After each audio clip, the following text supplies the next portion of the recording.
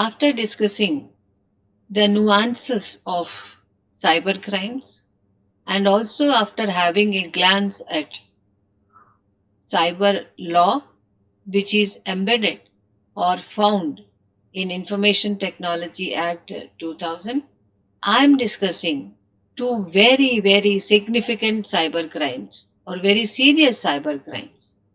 The first one is cyber war, and the second one is cyber terrorism.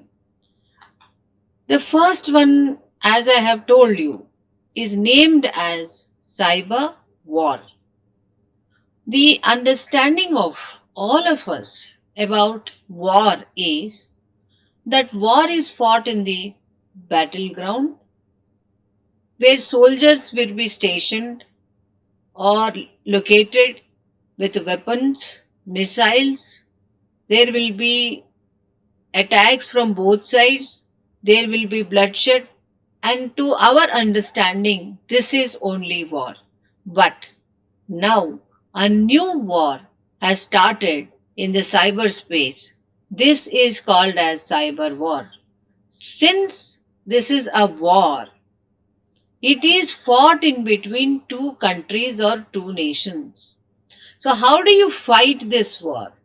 One country introduces a malware, a malicious virus into the critical infrastructure of the other country, thereby they try to create lot of damage to the other country or to the enemy country. This is called as cyber war. And if you can look at this slide, I have jotted down all important points relating to cyber war here. So cyberspace actually now is considered as a new war fighting domain. In 2001 European Convention on Cybercrime, the entire focus was on interstate issues. State means country. State means nation. So the non-international armed conflicts like what is happening in Somalia, in Syria, in Afghanistan, in all these conflicts, there is a situation which can be called as a cyber war. Now, I have told you, or all of us also know, that whenever there is a war, there will be bloodshed, there will be deaths, soldiers will die, they will be wounded, lot of chaos. Now, the question might come to your mind, what happens or what is the consequence of a cyber war? Will the same thing happen in the cyber war as well? Yes. Precisely, the answer is yes. Because these kind of attacks, which are destroying, damaging the critical infrastructure, may definitely lead to death, bodily injury, may even cause explosions, may create plane crashes, water contamination, severe economic loss, or serious attacks against critical infrastructure such as life and electronic infrastructure and any critical infrastructure related to the national security establishments. Now, in the context of post 9/11 attacks, that is Twin Tower blast, the threat of cyber terrorism and cyber war, these are often linked to one international banned organization which is called as Al Qaeda. Moving to the next slide, we are discussing about cyber war first. So, war is always, I'm repeating again, war is always fought in between two countries. Now, this is one example which you can see here on the screen, Estonian cyber attack. In Estonia, in 2007, there was some internal problem relating to a Soviet official or a Russian person. His statue was removed, and then there was a big uproar in that community. And then eventually, very immediately, some or after the protests eventually turned violent, which have also led to rioting, number of DDoS attacks were found against several Estonian national websites. Okay, what is a DDoS attack? Distributed denial of service attack. If you can see the third point on the screen, it explains what exactly has happened with Estonian government.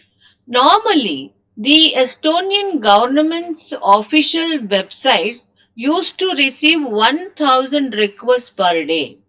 But because of this malicious software which was introduced there, they started receiving 2000 such requests per 1 second. Thereby, all the websites they hanged and they stopped functioning.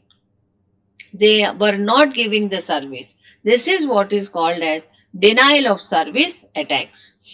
Now, actually, the suspicion was towards USSR or Russia. Estonians blamed that Russians were behind this attack. Now, this is another very popular example that's called a Stuxnet virus. Stuxnet virus is a computer worm apparently created by United States and Israel in 2010 to attack Iran's nuclear facilities. This Stuxnet was actually made to attack and target Siemens industrial control systems, and Iranian entire nuclear program is being controlled by the Siemens industrial control systems, and this malware has successfully destroyed, damaged the Iranian nuclear program, and after 2 years the program was made in such a manner that it will get self-destructed. Thereby, no evidence is left, no trace is left for any kind of investigation. And in 2012, officials of Barack Obama's administration, they almost admitted that this computer worm was a joint project between United States and Israel designated to disrupt the Iran's nuclear program. Then there is another example, Flame. Flame is the biggest virus which we have found so far. This was also introduced in the year 2010, and the primary function of Flame was to collect information. That means it is stealing information. It will steal any information available in the infected computer, ranging from computer display contents, documents, stored files, password information, contact data, audio conversation, etc. and etc. So it will steal this information from the infected computer and it will transfer it to the server, thereby very important information which that can be even relating to the national security of that particular country would also be compromised. So Iran had the highest number of flame infections, then followed by Israel, Palestinian territory, Sudan, Syria. Lebanon also had substantial numbers of infected computers. And many people suspected that Israel is responsible for the flame program, but nobody took responsibility for it. Now I am trying to explain to you that this is the volume of the cyber war fought in the cyberspace. So whenever there is a problem, whenever there is a conflict, the law will always try to regulate it, to find a solution to it. So also here, United Nations now is taking steps or making some kind of arrangements or trying to make amendments to the law and trying to include cyber war or give this cyber war the status of war. Right? Very soon, I'm sure that cyber war would be recognized by the United Nations as per Article 2, subclause 4. These are some important issues I wanted to share with you regarding this cyber war. Now we are moving towards the next topic, that is cyber terrorism. Cyber terrorism. Since my course is all about internet and cyber crimes, I have focused on how internet is used by the terrorists to commit this offense of cyber terrorism. You can see this photograph here. The first one, it's a photo of a twin tower blast. All of us know about it. It's quite famous now. Now, uh, why the terrorists are choosing internet? What are the advantages they are getting? This we need to understand first. So if you look at this slide, I am trying to focus 4 areas. The first one is they are perpetrating psychological warfare through internet. They are conducting training programs in the internet very successfully. So their reach now is global. These training programs are so successful that across the countries now they have their own people, young people, impressionable minds are being trained. The second one is recruitment. Recruitment also is happening through internet very widely. The third one is funding. Financial support for these cyber terroristic activities is majorly is raised through the internet. Fourth one is planning. They even to plan for discussions, chat room discussions, they send mails, they talk to each other in voice over internet protocols by using Skype, by using technologies like steganography, by using technologies like dead drops technology. So I will explain all this in my rest of the presentation. Coming down to the next slide, the first one which explains to you as to what is the facility or what are the advantages the internet is offering to you or to the people who are ready or who are having the intention to commit the cyber terrorism. Now internet is possible, it makes it possible to disseminate and transmit different sets of data and information resources. You have many platforms, many technologies available. For example, you can see there Google is there. You will get every kind of information.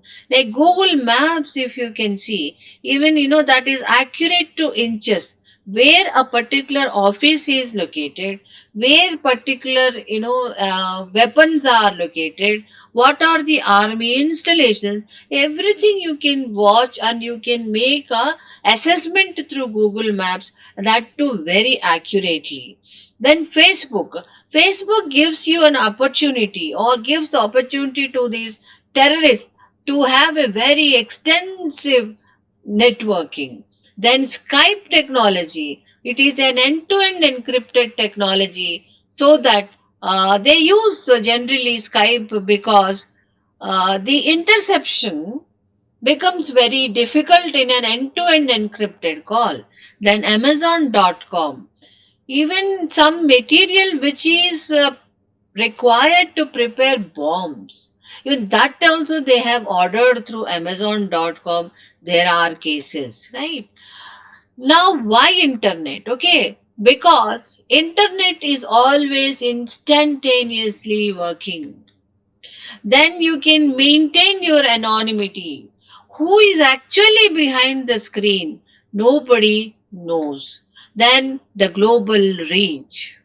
You can talk to a person who is sitting in Antarctica or Canada or Sudan or Syria, and at the same time in all these places you can be present. So this is the effective reach which you can get through internet. And the most important inspiration here in the internet is it is subjected to very, very little regulation. Or that means almost there is no regulation. Now, if you look at Google, how is it used? We are all using to get some information. Where is this particular place? How is it? How does it look like? Or any education website? This is the normal use of the Google. But these terrorists who are into cyber terrorism, they are also taking information about wherever they want to bomb or install an explosive, how is that place, whether there is any police picketing nearby, all this information they are also collecting from the same Google, from the same Google. If you remember our Taj Hotel attack, those terrorists who are there present in the Taj Hotel, they kept getting information through Google alerts only. If you remember, I would give you an example. Some helicopters who were supposed to take action there, they were supposed to fly from Delhi and they were supposed to come to Mumbai. Then there was a delay happened because of some fuel problem, something. So the delay was about 6 hours, and all this information was given in the Google alerts. They kept searching Google alerts, and they accordingly prepared and modified and revised their plan and exit plan as well. Right? So this is how very effectively terrorists are using Google, Google Maps, and Google Alerts. Then I have already explained to you about the Skype communication. This is an end-to-end encrypted conversation. So until very recently, these terrorists used to converse with each other through Skype. Then this is another technology which is used in the Twin Tower blast. In the Twin Tower blast, if you read this mail, it will more or less you will get a feeling that the first semester commences in 3 weeks. It says, and also it says regards to the professor. It looks like, some student is writing this mail to his professor. Though if you keenly read it, you will understand that there is something missing in between these lines. The first semester commences in 3 weeks. Let me read it for you. 2 high schools and 2 universities. This summer will surely be hot. 19 certificates for private education and 4 exams are part of the course. Regards to the professor. So this mail was found in one of the conspirators who were part of the Twin Tower blast by FBI or Federal Bureau of Investigation, and they have decoded it like this.